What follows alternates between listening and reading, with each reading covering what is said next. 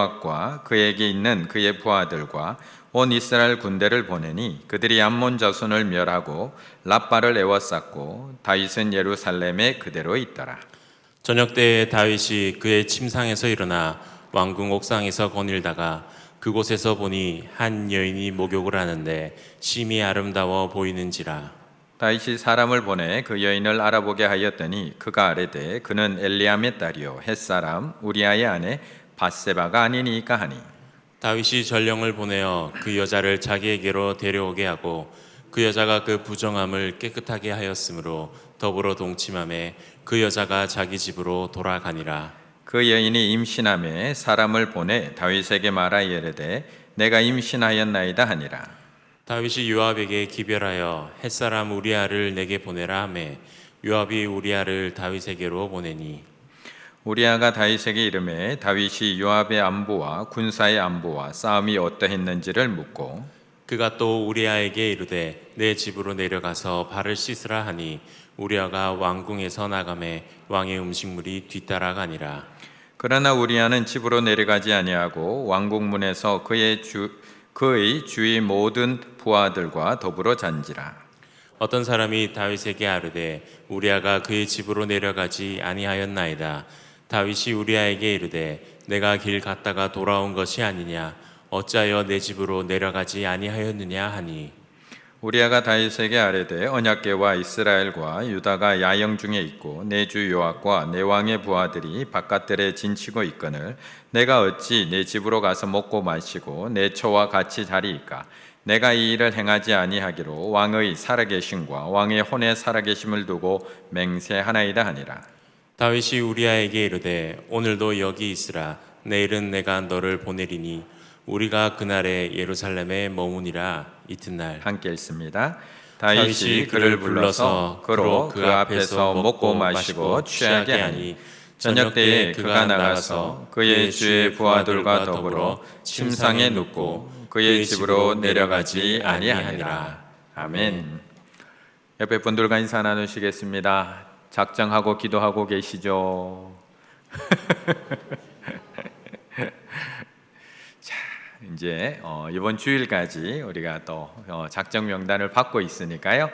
또 기도할 때마다 생각나시는 분들, 또 하루 생활하시다가 만나시는 분 중에 정말 이번에 하나님 꼭 만났으면 좋겠다, 이번에 복음 들었으면 좋겠다 하시는 분들 계속해서 작정해 주시고 함께 기도해 주시고 또 영혼 살리는 일에 함께 동참해 주시면 감사하겠습니다.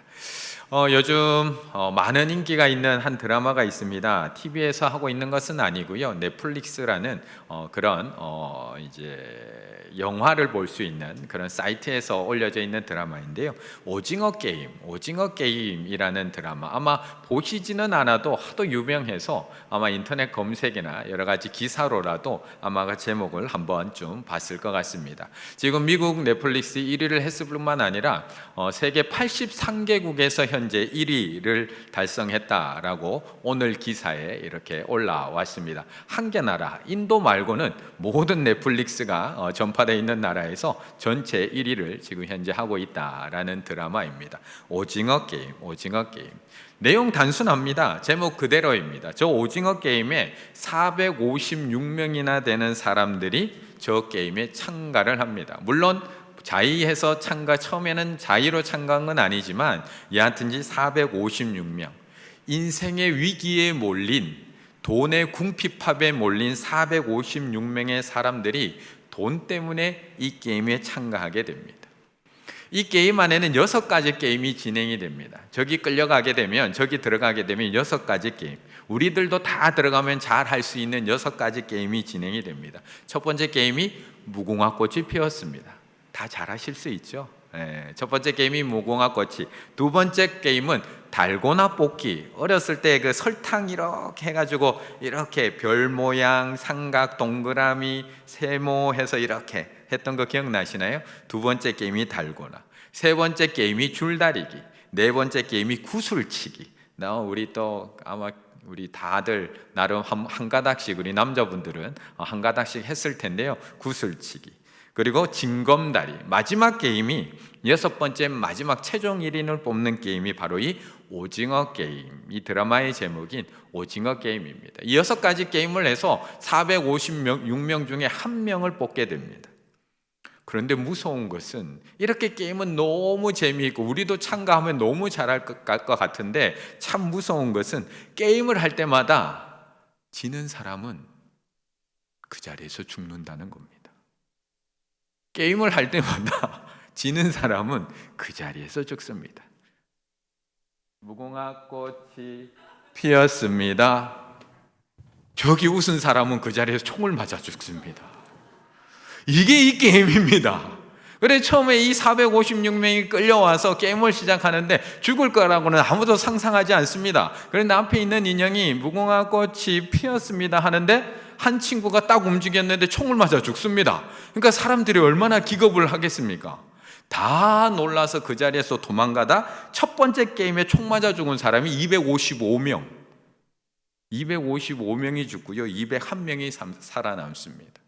그런데 그렇게 해서 게임이 끝나고 났더니 정말 공중에 달린 돼지 저금통에 255억이 떨어집니다.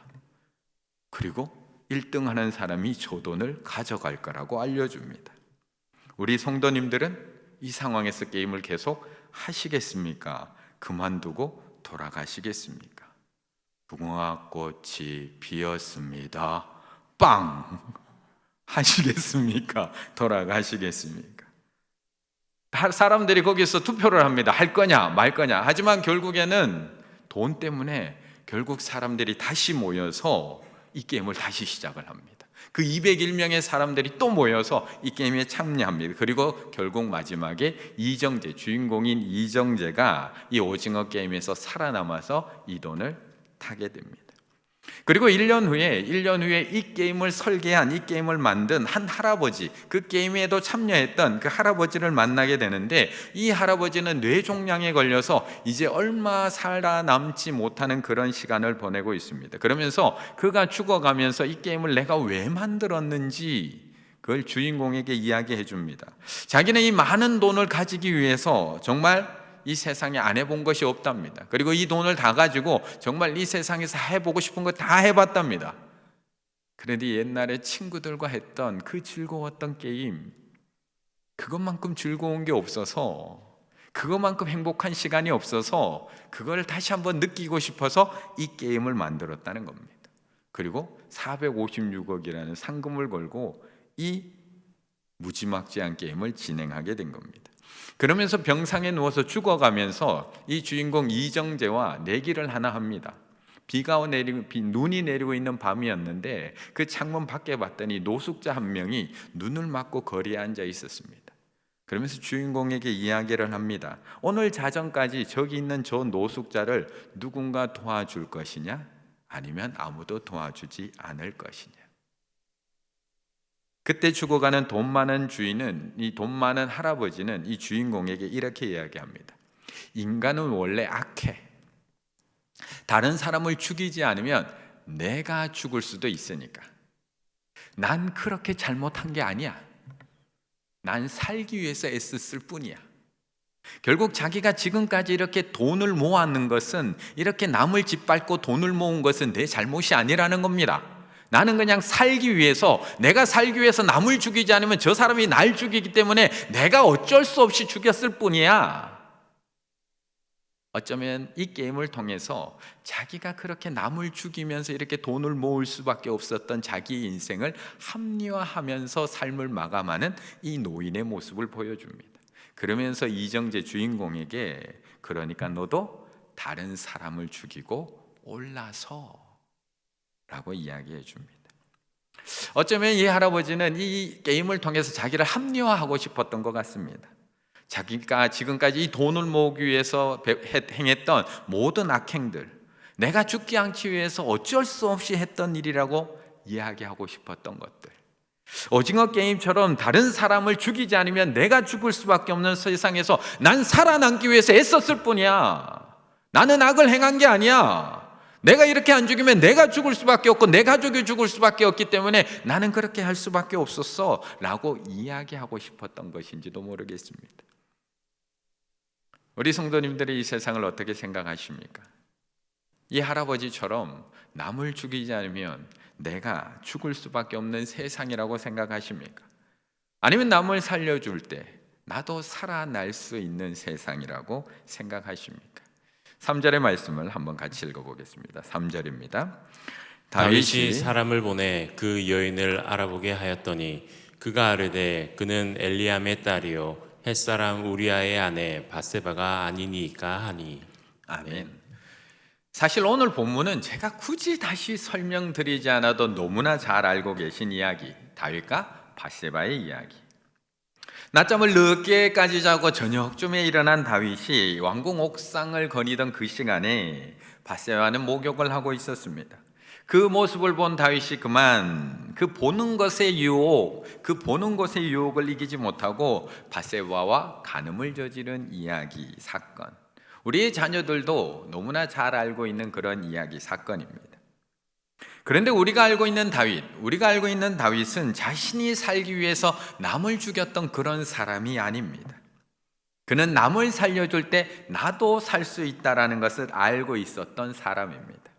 그는 어려서부터 하나님으로부터 기름 부음을 받았고요, 하나님의 보호하심과 인도하심 속에 자랐고요, 그 힘든 광야 속에서도 그 하나님의 은혜 가운데 왕이 된 믿음의 사람입니다.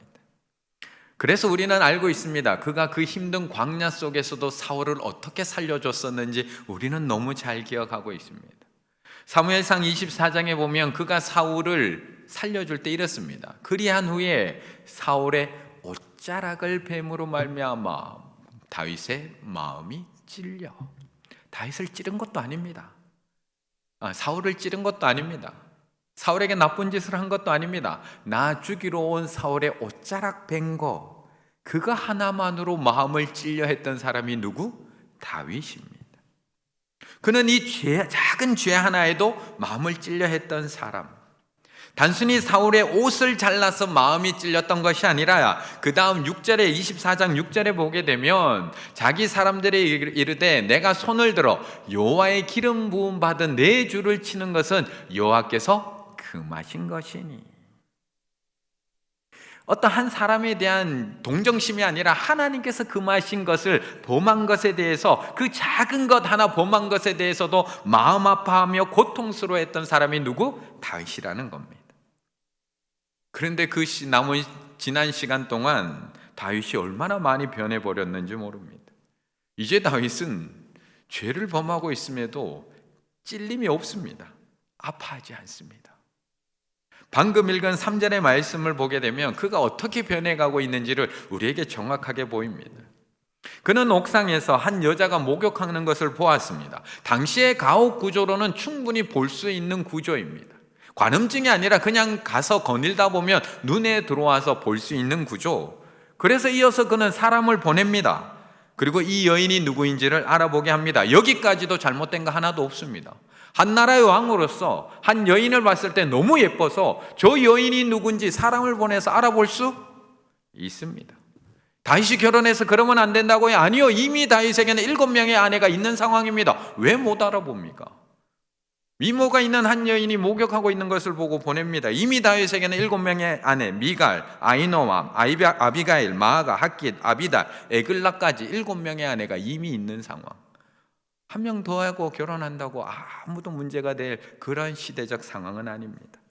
왕으로서 또 한 명의 아내 얻을 수 있습니다. 그런데 3절에서 이 여인이 누군지 알아보고 있는 이 사람이 다윗에게 그가 누군지를 정확하게 이야기해 줍니다. 그는 엘리암의 딸이요 햇사람 우리아의 아내 바세바가 아니니까. 마치 다윗에게 이야기해 주면서 당신이 왕이지만 탐해서는 안 되는 남의 아내가 아니니까, 햇사람 우리아의 아내가 아니니까 라고 정확하게 정보를 알려주고 있습니다. 그런데 다윗은 조금도 찔려하지 않습니다. 죄의 길을 한 걸음 더 나아가는 데 있어서 조금도 마음에 찔림이 없습니다. 바로 이어지는 4절, 다윗이 전령을 보내요. 알아보자마자 그가 우리아의 아내인 것을 알자마자 망설이고 마음 아파하는 것이 아니라 4절 다윗이 전령을 보내요. 그 여자를 자기에게로 데려오게 하고 그 여자가 그 부정함을 깨끗하게 하였으므로 더불어 동침함. 그 사이 3절과 4절 사이에서 잠시의 멈춤도 없습니다. 조금의 찔림도 없습니다. 망설임도 없습니다. 바로 전령 보내고요, 바로 데려오고요, 부정함이 끝날 때까지 기다려서 바로 동침을 합니다. 하나님께서 그 사이에 멈출 수 있는 기회를 여러 번 주십니다. 그가 우리아의 아내가 아니니까 여기서부터 하나님께서는 기회를 주고 계십니다. 당신 부하의 아내 아닙니까? 잘 생각해 보세요. 기회 줍니다. 4절에서도 데려온 그녀가 바로 동침할 수 있는 상태가 아니라 부정한 상태, 월경 기간, 부정하기 위해 7일이나 가는 그 기간에 데려왔기 때문에 바로 잠자리를 하지 못하는 상태라는 것까지 우리에게 자세히 알려줍니다. 그렇다면 충분히 생각할 수 있는 상황, 충분히 회개할 수 있는 기회, 충분히 돌아설 수 있는 시간을 하나님께서 허락해 주고 계십니다. 그런데 단 한 번도 찔려하지 않습니다. 레위기에서 부정하다고 얘기한 일주일이 다 지나도록 찔려하지 않습니다. 조금의 고민도, 조금의 갈등도, 조금의 찔림도 없이 그 여자가 그 부정함을 깨끗하게 하였으므로 더불어 동침하며 기다렸다가 동침하고 돌려보냅니다. 하나님께서는 가인에게, 창세기 보면 하나님께서는 가인에게 말씀합니다. 처음에 죄가 문 앞에 엎드려 있다라고 경고해 주십니다. 죄가 문에 엎드려 있느니라. 죄가 너를 원하나 너는 죄를 다스릴지니라. 하지만 아무런 찔림이 없이 죄를 범하기 시작하면 재미있게도 처음에 찔림 없던 죄가 나중에는 당당히 하게 해지기 시작을 합니다. 처음에는 부끄러웠는데 부끄러움이 없어지다가 나중에는 부끄러웠지 않던 그 죄가 도리어 당당한 죄로 바뀝니다. 나중에 큰 소리 칩니다. 내가 내 아우를 지키는 자니까. 내가 내 아우를 지키는 자니까. 이게 죄가 발전해가는 모습입니다. 죄인이 뻔뻔해져가는 모습. 그런데 오늘 다윗도 그렇게 변해가고 있는 겁니다. 25절의 말씀을 한번 읽어보겠습니다. 어떻게 변해가고 있는지. 25절입니다.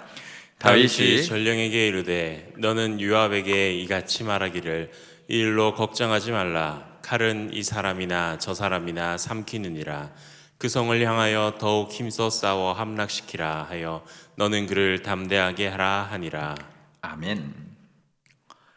처음부터 내가 죄를 지어야지 라고 결심하고 살아가는 사람은 거의 없습니다. 내가 범죄해야지, 내가 나쁜 짓 해야지, 어려서부터 내가 커서 정말 유명한 범죄자가 되어야지 하고 자라나는 사람 아무도 없습니다. 한국어 선생님이 1년 동안 소년원이라는 곳에 가서 그 소년원에 있는 아이들에게 독서 수업을 진행하게 됩니다. 이 소년원이라는 것은 소년교도소와는 조금 다른 장소입니다. 그것과 조금 다르게 만 10세에서 18세까지의 소년들을 보호하면서 교정교육을 하는 법무부 소속의 특수교육기관입니다. 그곳에서 한 국어 선생님이 거기에 있는 아이들에게 독서 수업을 했습니다. 짧은 글쓰기, 시 한 편 외우기, 한자 성어 배우기, 짧은 분량의 책 읽기. 처음에는 이 선생님도 거기 들어가는 게 너무 두려웠다고 합니다. 왜냐하면 범죄를 저지른 아이들을 보호하고 교정하는 기관이다 보니까 문을 5개 내지 6개를 쇠 문을 열고 들어가야 되니까 열고 갈 때마다 너무나 두려웠다고 합니다. 하지만 1년 정도 시간이 지나면서 이제 아이들과 가까워지고 아이들이 왜 여기 왔는지 알게 되고 아이들의 이력, 아이들의 삶의 배경을 알게 되면서 이 선생님도 마음의 문을 조금씩 열기 시작하고 아이들도 선생님에 대해서 마음을 열면서 조금씩 그 아이들과 가까워집니다. 그런데 그곳에 들어온 아이들이 처음부터 죄를 지으려고 작정한 아이들은 아무도 없다는 겁니다. 나 삐뚤어질 거야, 내 마음대로 살 거야 하면서 시작한 아이들은 아무도 없더라는 겁니다. 이 서윤숙 선생님이 쓴 소년은 읽다라는 책이 뭐냐 하면 그 소년원에서 아이들을 가르치면서 쓴 책입니다. 거기서 만난 아이들은 강준이라는 아이는 갑작스럽게 엄마를 잃고 삶이 급격하게 흔들리다가 범죄를 저지른 아이. 17년 동안 단 한 권의 나에게 책을 읽어준 적이 없는 민우라는 아이는 6개월 동안 학교도 가지 않고 집에서 라면만 먹어서 몸무게가 6개월 동안 30kg가 늘어남에도 그 누구 하나도 이 아이를 보호해주지 않다가 결국 범죄로 빠져서 이 소년원에 온 아이. 2년 만에 이제 소년원을 끝내고 생활 끝나고 돌아가는 명구는 아무도 이 아이를 맞으러 나올 부모가 없습니다. 어른이 없습니다. 그래서 결국 또 자립생활관으로 들어가서 살아야 된다는 겁니다. 이 아이들도 처음에는 열심히 살려고 몸부림쳤던 아이들, 공사장에서 일용직으로 열심히 일하고 택배 상하차, 치킨집 배달, 횟집, 전단지 돌리기 안 해본 것이 없는 아이들. 하지만 이들이 경험한 세상은 오징어 게임에 나왔던 그 할아버지가 경험했던 것처럼 이 세상이 그렇게 따뜻한 곳은 아니었던 것 같습니다. 결국 죄의 유혹에 넘어지게 되고요. 처음에는 벌벌벌벌 떨면서 했던 그 범죄가 나중에는 대담해지게 되고, 처음에는 아무도 보지 않는 그 어둠 속에서 저질렀던 그 죄들이 이제는 밝은 곳에서도 대담하게 저지르는 그런 범죄로 자꾸 발전해 가더라는 겁니다. 처음에는 사울의 옷 하나 베면서도 마음에 찔려하고 아파하던 다윗이었는데 이제 점점 당당해집니다. 사무엘하 11장은 그렇게 점점 당당해져 가는, 죄 앞에 점점 당당해져 가는 다윗의 모습을 보여줍니다. 처음에 다윗은 자신의 죄를 덮으려고 했습니다. 그래서 전쟁터에 나가서 전쟁하고 있는 우리아를 불러들입니다. 그리고 명령합니다. 가서 너의 아내와 동침하라고 명령합니다. 하지만 우리아는 하나님의 말씀에 따라서 집에 돌아가서 아내와 동침하는 것이 아니라 자기 조누들과 함께 잠을 잡니다. 그러자 다윗은 더 교묘해지기 시작합니다. 다시 우리아를 불러서 술을 잔뜩 먹입니다. 이제 술 취하고 나면 집에 가겠지, 집에 가서 동침하겠지. 하지만 누가 우리아고 누가 다윗인지 입장이 바뀌었는데 우리아는 여전히 하나님 앞에 충성되게 또 집으로 가지 않고 자기 조누들과 함께, 부하들과 함께 잠을 자게 됩니다. 그러자가 우리아를 다시 다윗이 전쟁터로 보내면서 편지 한 통을 같이 손에 쥐어서 요압에게 갖다 주라고 합니다. 그것이 15절입니다. 그 편지에 이렇게 쓰여 있습니다. 그 편지에 써서 이르기를 너희가 우리아를 맹렬한 싸움에 앞세워 두고 너희는 뒤로 물러가서 그로 맞아 죽게 하라 하였더라. 그리고 다윗의 계획대로 그의 부하 몇 명과 우리아는 그 전쟁터에서 삶을 마감하게 됩니다. 그런데 밧세바의 범죄에서는 조금의 찔림도 없던 다윗이 이제 누군가를 전쟁터에 내보내고 죽여놓고도 눈 하나 깜짝하지 않습니다. 그 일을 요압으로부터 보고받고 그 보고받은 것에 대해서 대답하는 것이 아까 우리 처음에 읽은 25절. 뭐라고 뻔뻔스럽게 대답을 하느냐? 다윗이 전령에게 이르되 너는 요압에게 이같이 말하기를 이 일로 걱정하지 말라. 칼은 이 사람이나 저 사람이나 삼키느니라. 그 성을 향하여 더 힘써 싸워 함락시키라 하여 너는 그를 담대하게 하라 하니라. 처음에는 작은 죄 하나에도 마음이 찔렸던 다윗이 밧세바를 자기 침실로 데려올 때는 조금도 부끄러워하지 않습니다. 그리고는 자신의 죄를 어떻게든 덮어보려고 하던 다윗이 이제는 우리아를 죽이는 더 큰 범죄를 지어놓고도 당당합니다. 자기의 죄를 합리화합니다. 이 일로 걱정하지 마. 전쟁터에 나가서 칼로 사람 죽는 것이 뭐 특별한 일이야. 칼은 이 사람도 죽이고 저 사람도 죽이지. 우리아가 죽는 게 뭐 그렇게 대수라고 그걸 나한테 이야기해. 아니 전쟁터에 나가서 사람 죽는 거 당연한 거 아닌가요? 그거 가지고 뭐 걱정해. 사람 죽을 수도 있지. 전쟁에서 죽을 수도 있지. 왜 염려해? 걱정하지 말고 더 힘써 싸워. 그 성인을 함락시켜. 얼마나 죄 앞에서 당당해지고 있는지. 도대체 다윗은 어떻게 이렇게까지 당당해진 걸까? 아무리 왕궁에 머물면서 영적 게으름에 빠졌다고 해도 어떻게 죄에 대해서 이렇게 조금의 찔림도 없고 죄에 대해서 당당하고 완악한 상태가 될 수밖에 없었던 걸까요? 27절의 말씀을 함께 읽겠습니다. 27절입니다. 그 장례를 마침에 다윗이 사람을 보내 그를 왕궁으로 데려오니 그가 그의 아내가 되어 그에게 아들을 낳으니라. 다윗이 행한 그 일이 여호와 보시기에 악하였더라. 아멘. 다윗이 왕이 된 이후에 다윗의 삶은 참 많이 변합니다. 이스라엘은 통일이 되고요, 부강해지고요, 군사력은 강해집니다. 이제는 주변의 웬만한 나라들은 다 점령해버리고 조공을 받습니다. 그의 삶도 점점 평안해집니다. 1절 말씀에 보면 그가 얼마나 평안해졌는지를 우리에게 너무 잘 알려줍니다. 그 해가 돌아와 왕들이 출전한 때가 되매, 다른 왕들은 출전해서 싸워야 되는 전쟁터인데 이제 다윗이 출전하지 않아도 될 정도로 군사력이 강해집니다. 그리고 나중에 보면 실제로 다윗의 부하들이 이제 출전하지 않으셔도 됩니다, 우리로 충분합니다, 왕은 보호받으셔야 됩니다 라고까지 고백하는 것이 나중에 사무엘 하 뒤편에도 나오고 있는 것을 볼 수가 있습니다. 얼마나 강해졌는지 모릅니다. 이제 다윗은 나가지 않아도 됩니다. 그래서 오늘은 전쟁터로 나가지 않고 너무 긴 낮잠을 자는 바람에 저녁에 일어나서 옥상을 거닐다가 목욕하는 한 여자를 보게 된 겁니다. 그런데 정말 다윗이 범죄한 이유가 이것이 전부일까요? 몸이 편해지고 마음이 편해지고 살만해져서 영적 게으름에 빠져서 죄에 대한 찔림도 다 사라지고 점점 죄 앞에서 당당해져 버린 걸까요? 그런데 지금 다윗에게 죄에 대한 찔림이 사라진 이유는 그가 왕이 되었기만, 그가 편안해졌기만, 그가 살기 좋아졌기만은 아닙니다. 왜냐하면 만약에 단순히 생활이 편해지고 내가 살만해져서 그 죄를 범한 것이라면, 내 생활이 좋아지고 내가 부강해지고 내 배가 불러서 돈 많아지고 시간 많아지면 사람이 하는 것은 딴짓밖에 없어서 그런 거라면, 그렇게 합리화한다면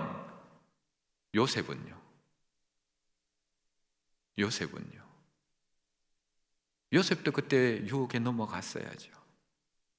요셉은 오랜 기간의 감옥에 있다가 신이 대장 보디발의 집에 종으로 들어가게 됩니다. 그것만 해도 생활이 얼마나 바뀌었는지 모릅니다. 감옥에 있다가 어느 한 집에 종으로 들어갑니다. 그런데 주인에게 은혜를 입어서 그 가정의 총무가 됩니다. 보디발의 모든 소유를 다 위탁받습니다. 주인이 먹는 음식과 그 아내 말고는 다 위탁받습니다. 그렇다면 요셉도 변해야죠. 요셉도 그 유혹에 넘어갔어야죠.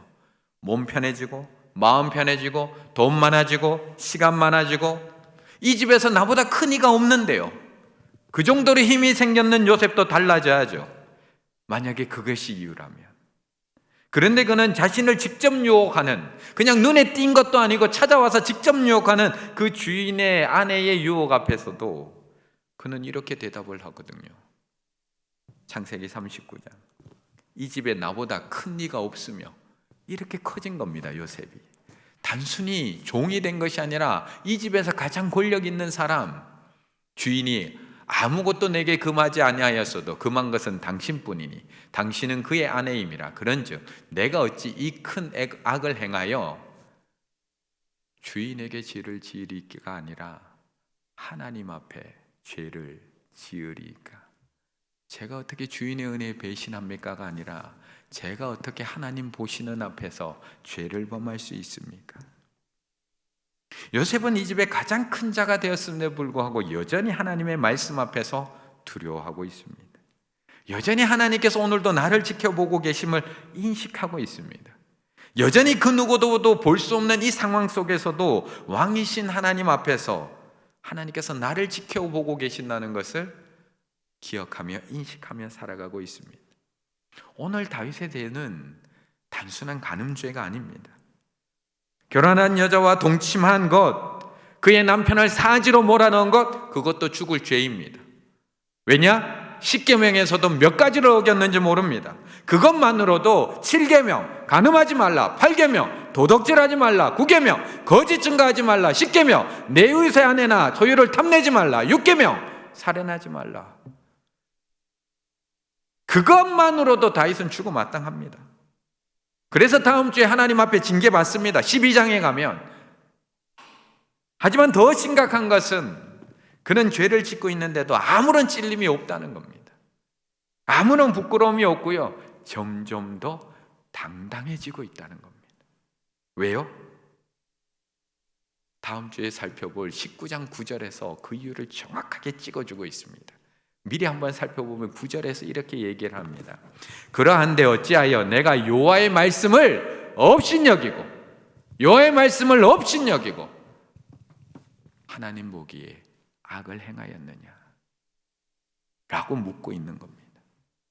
네가 어떻게 이 십계명을 어겼느냐라고 지적하고 계신 것이 아니라 왜 하나님의 말씀을 업신여기고 왜 하나님 앞에서 하나님께서 너 앞에 있는데 악을 행할 수 있느냐라고 지적하고 계신 겁니다. 다윗은 이제 하나님의 말씀, 왕이 된 다윗은 더 이상 하나님의 말씀을 두려워하지 않습니다. 왕이 되어버린 다윗에게 지금 당신이 하고 있는 일이 죄라고 이야기해 줄 사람이 아무도 없습니다. 다음 주에 나단이 다윗을 찾아가서 하나님의 말씀으로 책망하기 전까지 다윗에게 이 이야기를 해준 사람이 아무도 없습니다. 주변에 이 일을 몰라서 아무 말 안 했을까요? 주변에 있는 사람들이 다윗이 하는 이 짓을 몰라서 아무 말 안 했을까요? 다윗이 이렇게 당당하게 사람을 보내고 이렇게 당당하게 전령을 보내고 이렇게 당당하게 그 여자 집에 음식을 보내고 요압에게 편지를 보내고 그를 죽이라고 명령하고 있는데 주변의 사람들이 이 죄를 몰랐을까요? 이렇게 당당하게 죄를 저지르고 있는데 다 알고 있습니다.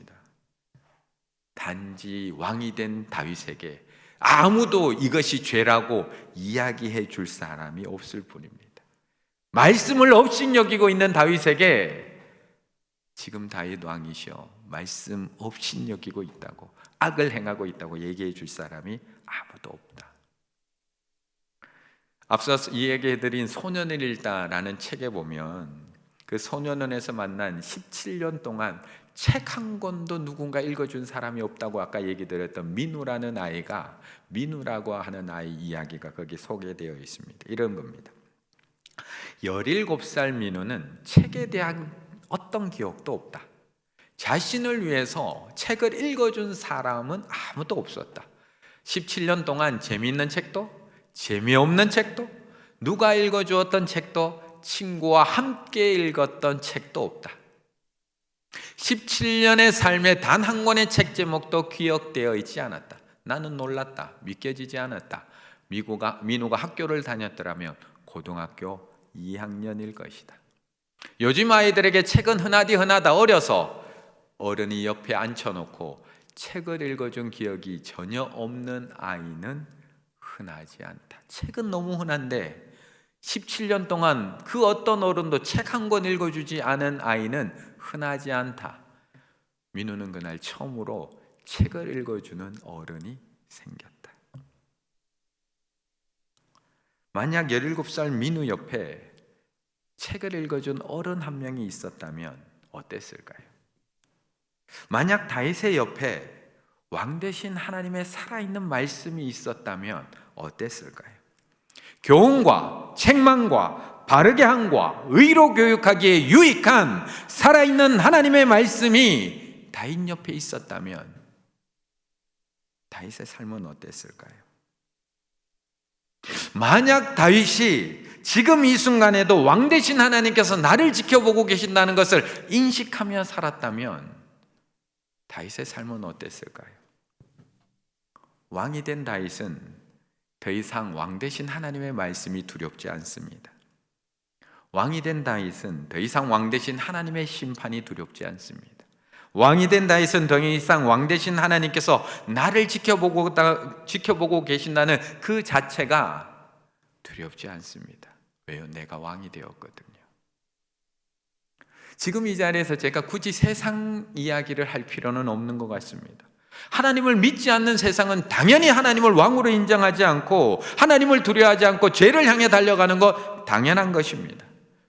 그런데 세상은 그렇다고 치고 세상은 그럴 수밖에 없다고 치고 우리들은 왜 이렇게 부끄러움이 사라지고 있는 걸까요?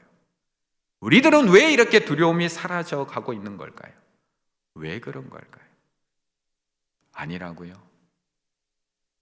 나는 두려워서 간음의 현장에 가지 않는다고요. 나는 두려워서 죄의 현장에 가지 않는다고요. 우리는 늘 나는 아니라고 생각합니다.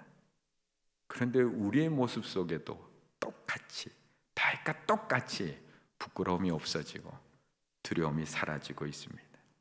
하나의 가장 큰 예를 들어볼까요? 가장 큰 예 하나 들어볼까요?